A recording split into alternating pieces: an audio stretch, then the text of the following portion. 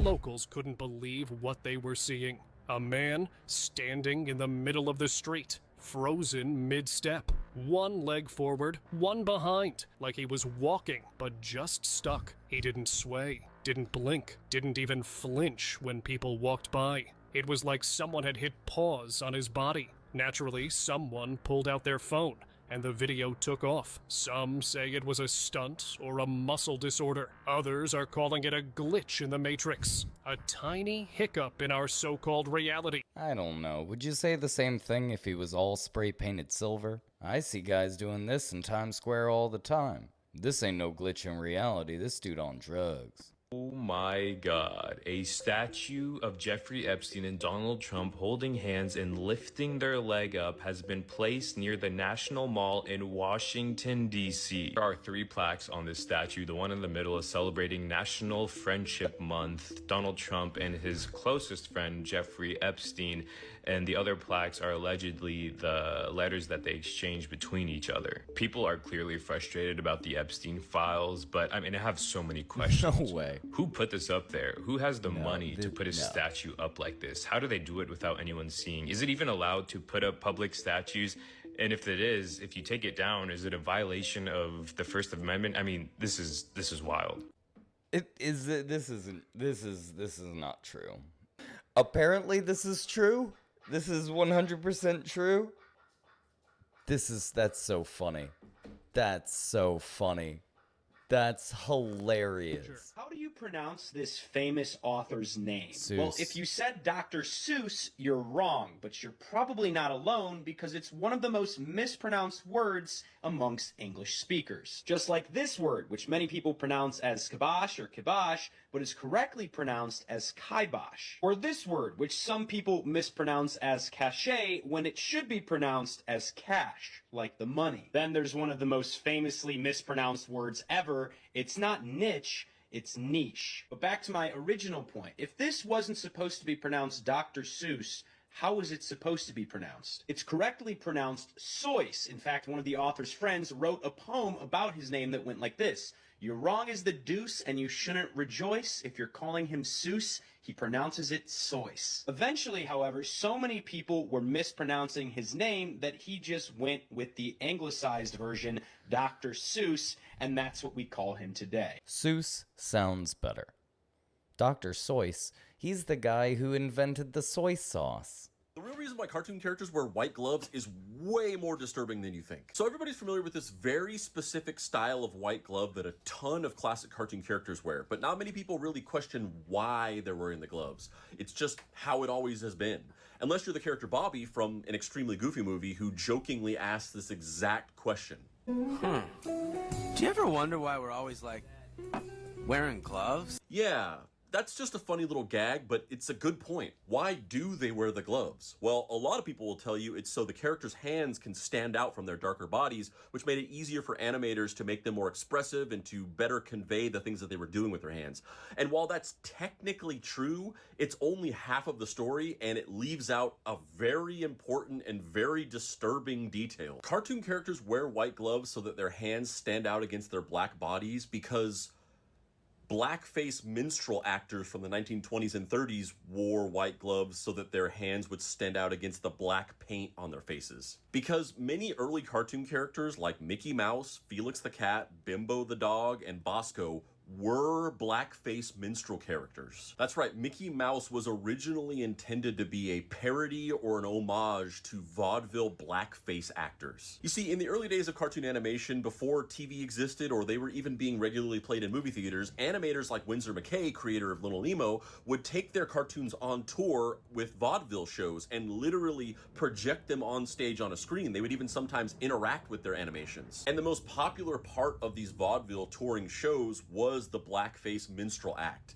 And so the animators, trying to grab the audience that was there to see the blackface minstrel shows, would pattern their characters off of those blackface actors. So the cartoon characters would take on the physical traits of these blackface actors, like the dark black skin with the white or red mouth and eyes, and also the personality traits and tropes of blackface minstrelsy, like the mischievous trickster character, which was very common in blackface and was also what most cartoon characters in the 1930s and 40s were. This minstrel style of cartoon character carried over from the vaudeville era of animation to the film era of animation with characters like Mickey Mouse and Felix the Cat. And after a while, blackface minstrel shows obviously fell out of favor and people just kind of forgot that they were like that. So the style of the character became solely associated with cartoons. And that's how we ended up with generations of these cartoon characters with these inexplicable white gloves. And again, many people will tell you, no, it's nothing to do with blackface. It's so that their hands can stand out from their bodies, but that's just not historically accurate. And here's the thing, I love animation like many people, and I love many of these characters. I'm not trying to get anything canceled. I just think it's important to be aware of these things. As uncomfortable as it may be, it's a part of the history, and it's important that we're aware of these things. So, we learn something new every day. Maybe I should throw out that Looney Tunes shirt. You can predict how long somebody's going to live by their grip strength. It's crazy, but there's an interesting scientific study I just read, a 40-year study. The current findings suggest that having good grip strength and a long-lived mother may indicate physiological reserve and inherited resilience to aging processes. So it's two things. Interesting, the study says... Wait. That's the in my garage guy. Don't listen to anything that guy says. Don't listen to anything that guy's a scammer. 100%. Always has been, always will be. Don't listen to this guy at all about anything. Did you know that the Ouija board actually named itself? So the woman that created the Ouija board was using it one day and just straight up asked the board what it wanted to be called, and it spelled out the word Ouija. Oui meaning yes in French, and ja meaning yes in German. So a lot of people interpret this to mean that the board was identifying itself as a sort of spiritual being that kind of transcends all languages and knows all things, like omnipotent, if you will. So this woman, her name is Helen, she takes the board in to get a patent for it, but the guys at the patent office just laugh her off. The clerk there pretty much said, "Look, lady, I don't know you, you don't know me, but if your silly little board can spell my name out, I'll give you the patent for it." So according to legend, Helen sat the board down, put the planchette on top, and the Ouija board spelled this man's name out in front of everyone. And that is how we got the patent for the Ouija board. Now, the spookiness doesn't end there, because the board would be manufactured by two men before it fell into the hands of William Fuld. And William truly believed in the powers of the Ouija board because he himself used it all the time. He recognized that the spirit attached to the board, or whatever he was communicating with, had some type of special knowledge, so he used it to ask for direction. Well, one day, according to William, the board told him that he should go and buy a second factory in Baltimore so that Ouija boards could continue to be mass produced on a larger scale. And he did just that. William bought the second factory to manufacture Ouija boards,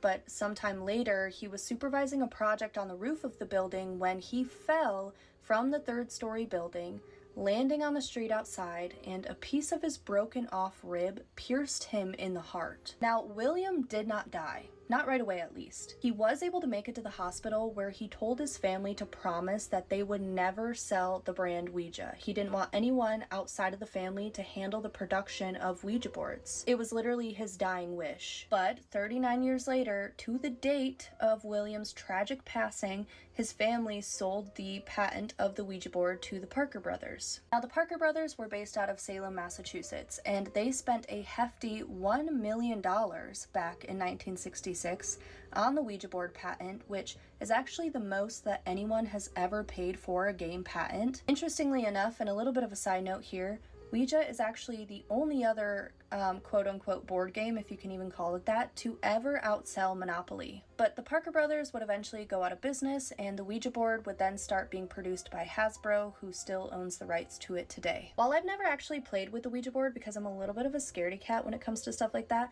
I did actually find an antique Ouija board in the drywall of my bedroom closet, and I've talked about that here before. But I've also heard horror stories from people that I know that have played with Ouija boards.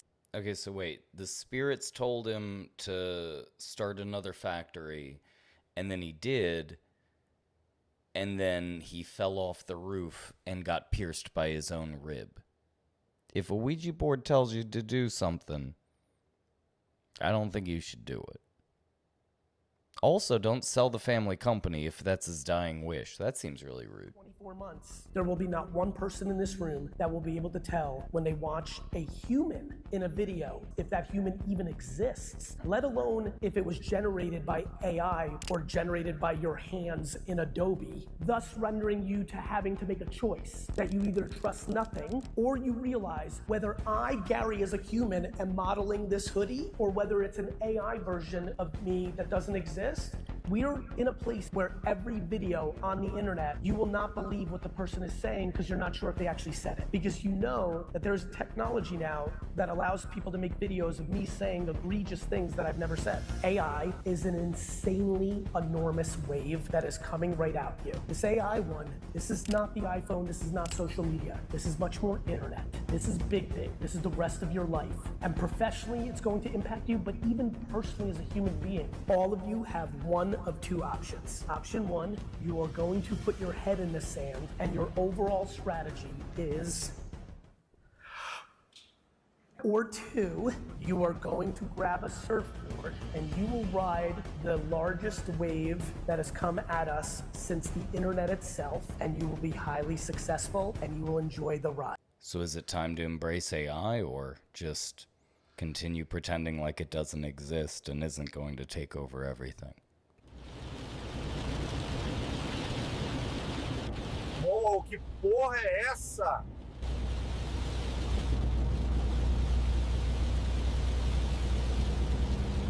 Okay, what was that?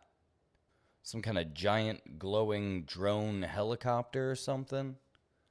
It's a UFO. But at the same time, how can you even trust? If you did get a video of a UFO like this, how could you even trust it anymore? This could be AI.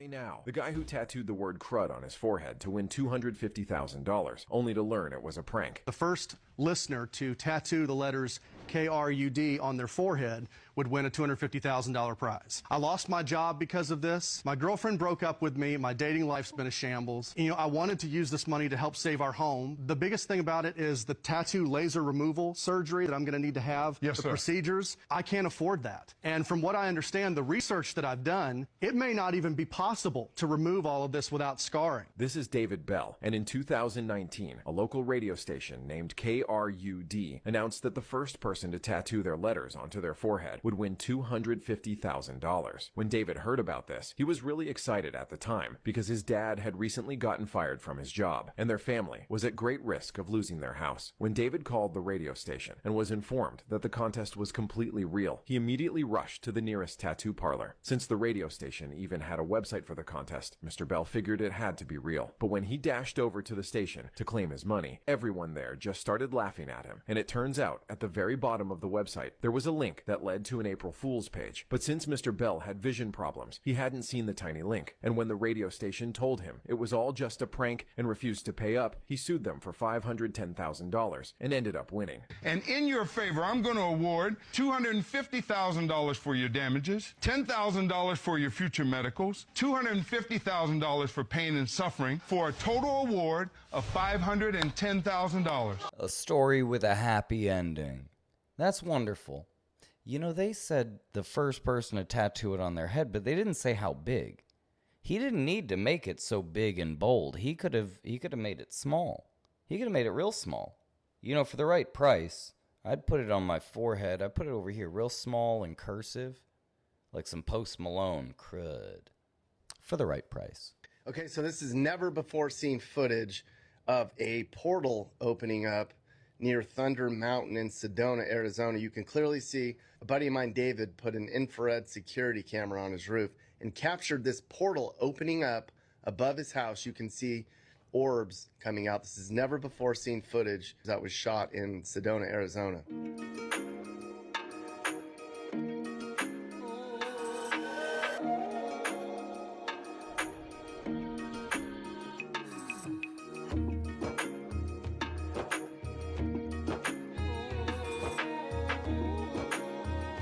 I'm telling you, if you've never been to Sedona, you wouldn't know. But there's a lot of stuff going on out there. I'm telling you from personal experience. There's vortexes and electromagnetic fields. There's a lot of stuff going out there. You wouldn't be surprised to find a wormhole. If you want to know where the good time wrinkles are, you just let me know. Watch out for frenemies. A frenemy is someone who they smile at you, but secretly they're competing with you. And if you start to kind of pull back the curtain on the psychology of it, they admire qualities in you that they wish they had. And so there's this initial admiration that starts the friendship, but over time, they start shifting into envy. And that envy starts to turn into sabotage. They really want to be close to you because they're drawn to what you represent. But the irony is that the closer they get to you, that triggers their insecurity because it's reflecting back what they feel they lack. So they live in this weird contradiction. You know, on the surface they're supporting you, but there's this underlying resentment underneath it all. Can't have a true friendship with someone like that because there's a part of them that's secretly rooting for you to fall. You know, there's a lot to be said on this topic. You ever seen the movie Mean Girls? It's kind of like that movie Mean Girls. You know, the older you get, you realize that there's more frenemies out there than there are actual friends, you know? And somebody once told me if you make it to the end of your life with at least one good, quality friend that you can trust, then you made it ahead of most. You seem to be suggesting then that the mind has a language of its own, independent of the language that the mouth uses. Yes, right. You can think of it as mentalese. Mentalese. The language of thought. And I think speaking is almost like translating mentalese into English or Japanese, and understanding is almost like translating English or Japanese into mentalese, depending, of course, on which language you actually speak. But I think that's why we can understand each other, why we can translate, why we can coin new words when we need them. Words and thoughts were the same thing. It would be impossible to coin a new word. Where would the impetus to coin a word come from if you didn't have some idea that you needed to express? And also, when you're speaking and writing, people often have the sense that they didn't express themselves properly. They'll say, oh no, that isn't what I meant to say. Don't misunderstand me. It came out wrong. What I really meant to say was such and such. When you're writing, you get frustrated and you tear up the paper and you say, darn, that sentence wasn't what I meant. I know what I want to say, but I just can't put it into words. And I think there's something real behind that intuition. Well, that's a subtle feeling when you know that you have an intention that's not quite expressed by the language that you use. You know, I gotta say, this makes a lot of sense. I never really thought about that, but if you were to be telekinetic and you were to read someone's mind, I feel like it would be like two AI talking in that gibberlink.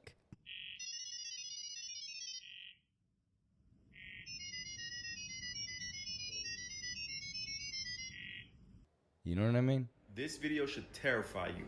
You see, these students are part of a messed up experiment and this teacher is in on it. Now the teacher gives everybody 3-word puzzles, but here's the setup. This side of the room got words that could be solved, and this side got words that were unsolvable. So this side easily solves the puzzles. And the other side, they're struggling because they can't understand why they just can't get it as easily as the other side. The second word puzzle, same result. They get it easily and they struggle.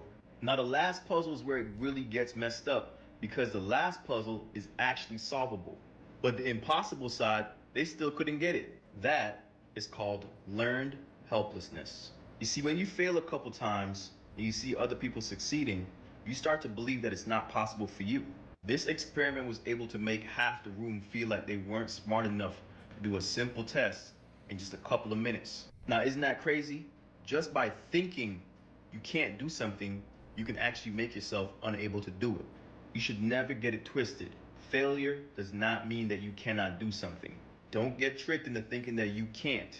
Maybe you can actually make yourself unable to do it. You should never get it twisted. Failure does not mean that you cannot do something. Don't get tricked into thinking that you can't. Maybe the reason why some of your dreams feel impossible is because you were trained to believe that they are. Maybe like these students, you're a victim of learned helplessness. Man, I'll tell you, life is tough. You get this brain that works against you. It's like you're set up to fail. Or so they want you to think. You gotta make mistakes to learn. That's the only way. You ain't helpless. You ain't helpless. Okay, so this is at my job last night. Well, this morning, 2 a.m. Somebody drove up by himself. No one's in the car with him. He puts his code in, goes in, and then boom, where that came from. That's pretty crazy. You know, but at the same time, I mean, editing, right? Where did I come from? The Secret Service just dismantled a secret weapon hidden in New York City, capable of shutting down every cell phone in the city. And they found it just as world leaders gather for the UN General Assembly. In a series of raids, agents discovered a massive hidden network of over 300 SIM servers and 100,000 SIM cards. This wasn't for making calls, this was a weapon. According to the Secret Service, this network had the potential to disable cell phone towers and essentially shut down the entire cellular network in New York City. Early analysis shows communication between nation-state threat actors and known criminals. And officials are warning this might not be the only one, cautioning it would be unwise to think that there's not other networks across the Well, that's unsettling. I think that this urge that some people have, I think many of us at some level have, for consciousness to be something special. Do you think that ultimately comes from Fear of our death. awareness of our own mortality? Fear of death. Yeah. It is the great. All right, I gotta stop. I thought they were sitting, like, with each other's legs. Like, I thought that they were, like, really close. Okay. I'm sorry. That was confusing for me. Fear. It's the great equalizer. It doesn't matter where you're from, what language you speak. We're afraid of death. There has never been a religion that has survived that has not promised life after death. I could come to you and say, Brian, I've got the greatest religion in the world. And you say, sounds amazing. Oh, one caveat. When you die, it's over. You'd be like, yeah, I know, thanks. We need that. It is the one thing that we have no guarantee of. It's the ultimate paradox. It's the catch-22 because we're all going to learn the answer.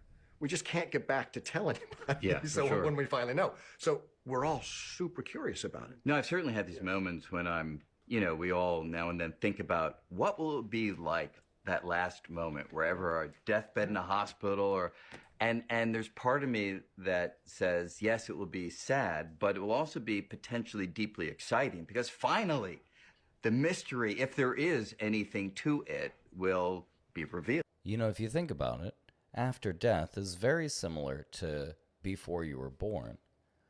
And if there was nothing, and you came from nothing, then you could come from nothing again. Nobody knows what happens after you die.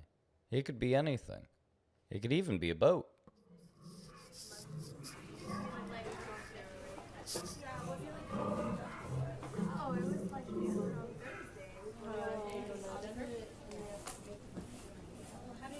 If it was me, I might just consider skipping that flight. Double check, see if it's a Boeing jet. Maybe it was warning you. That's some Final Destination nonsense. I'd be like, nope.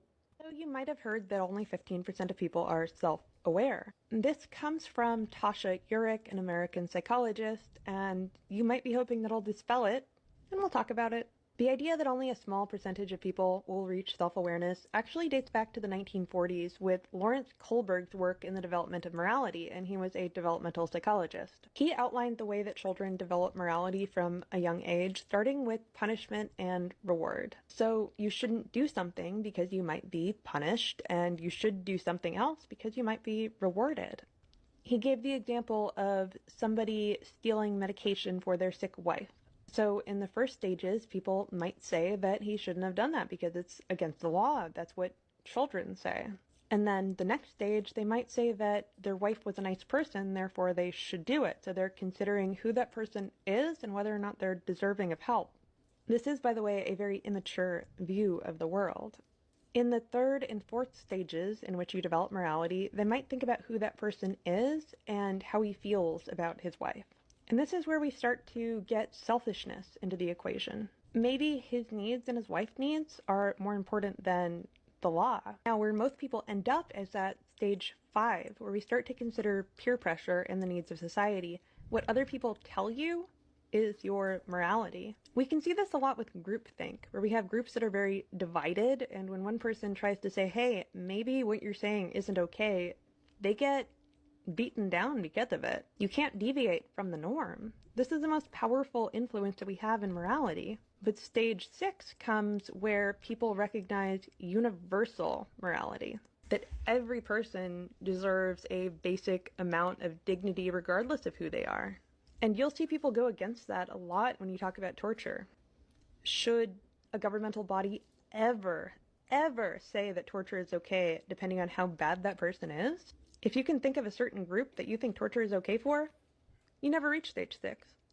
These ideas of what percentage of people are self-aware are very controversial, in part because they're designating a certain degree of morality or value on a person. A lot of people find that upsetting. All I can say is that the next time that you feel that you have an absolute hard line, just take a moment to think and imagine why you think that, and if there's any arguments on the other side. Being able to understand how other people feel and why they might feel that way is kind of the first step in maybe becoming self-aware. I don't know what to think. If I was self-aware, would I know that I was self-aware? Is it kind of like smart people don't think that they're smart and dumb people think that they're smart? I don't know. I don't feel self-aware. NASA wanted to figure out how to hire more geniuses, so they ran a study, and what they found was wild. In the 1960s, NASA hired a scientist named George Land to find out what makes a genius. So he started testing 5-year-olds using a creativity test that NASA designed. The results? 98% of the kids scored at the genius level. Their ability to solve problems with imagination was off the chart. But here's the twist. He tested them again at age 10. Only 30% scored as creative. At 15, just 12%. As adults, only 2%. Think about that. From 98% down to 2%. What happened? Land said it wasn't biology, it was environment. He believed we learn to be uncreative, that over time we're trained to follow, not imagine, to converge, not explore.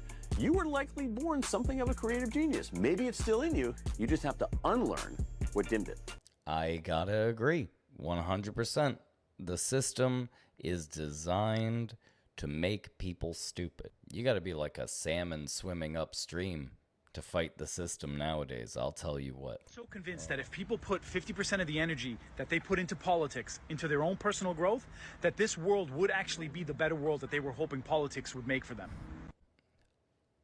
Yeah, 100%. No notes. At the height of his scam in 2008, Bernie Madoff's personal bank account at Chase Manhattan was $5 billion. Despite what you would think he would be doing for him being able to get away with it for so long, all Bernie did with that money that he scammed was just put it into his personal bank account, which means that he could have written you a personal check for $1 billion and then looked you in the eye and say, I can do that 3 more times and still be a billionaire in cash money in my personal checking account. Imagine being like the bank teller who like pulls that up whenever he looks at his account. Like, well, he sounds like a very successful young man. Maybe we should consider scamming.